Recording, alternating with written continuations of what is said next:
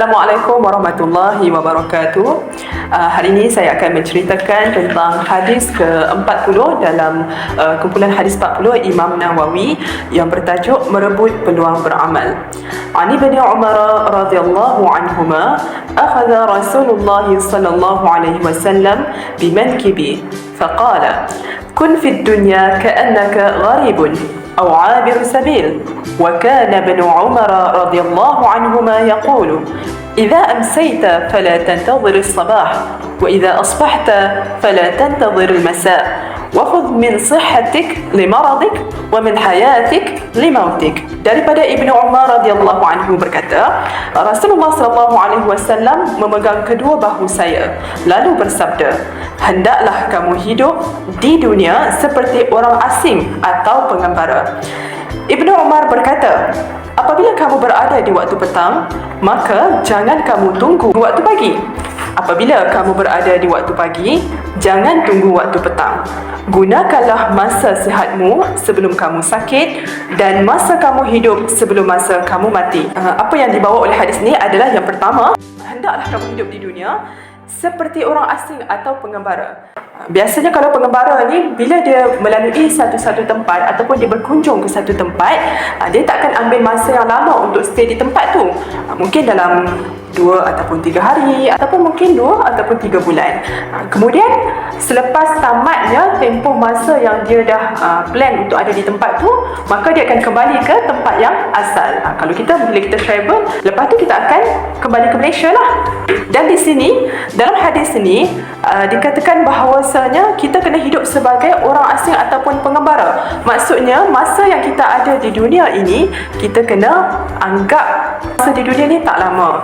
Mungkin berpuluh tahun, mungkin 20 tahun, mungkin juga 40 tahun, mungkin juga 80 tahun. Selepas tempoh waktu ataupun usia yang Allah dah tentukan mana kita hidup, kemudian kita akan kembali kepada Allah Ta'ala lah. Jadi kita boleh faham yang masa kita di dunia ni tak lama. Sampai satu masa nanti bila kita dah dipanggil, dah sampai ajal kita, maka kita akan dipanggil untuk menghadap Ilahi. Dan ketika itu, apa persediaan ataupun apa amalan yang kita bawa bersama kita untuk kita persembahkan ataupun untuk kita jawab di akhirat kelak. Saya nak cerita sikitlah pengalaman saya. Beberapa bulan yang lalu, bila saya mengalami momen kematian ahli keluarga yang terdekat, iaitu nenek saya ketika berusia 85 tahun. Jadi waktu tu dia tak sakit apa pun, cuma sebab waktu tu dah sampai masa dia, maka dia pun meninggalkanlah dunia ini. Dan selepas hari yang saya menguruskan jenazah beliau, jenazah arwah, daripada proses memandikan sampailah mengkafankan, sampailah ke tempat pengebumian arwah, saya balik tu saya macam terfikir bermuhasabah yang kehidupan kita ni kita akan melalui daripada zaman kita kecil sampailah masuk ke usia kita kanak-kanak, kemudian menginjak ke usia remaja, kemudian masuklah ke usia kita dewasa dan biiznillah kalau ada kesempatan kita melalui usia tua.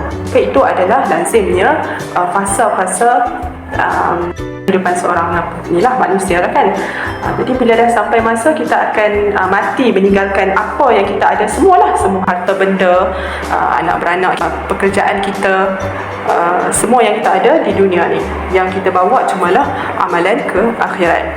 Jadi masa kita di dunia ni terlalu singkat. Jadi manfaatkanlah masa yang kita ada untuk terus melakukan amal kebaikan dan bersegera untuk menyelesaikan perkara yang tak selesai.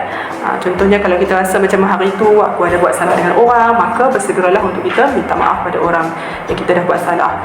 Kalau kita rasa waktu hari tersebut kita banyak melakukan dosa ataupun terlalai daripada mengingati Tuhan, bersegeralah bertaubat dan memohon ampun pada Allah Ta'ala. Mudah-mudahan kita tergolong dalam golongan orang yang sentiasa dijentik hatinya untuk memanfaatkan masa di dunia dengan sebaik mungkin dan sentiasa bertaubat dan kembali kepada Tuhan.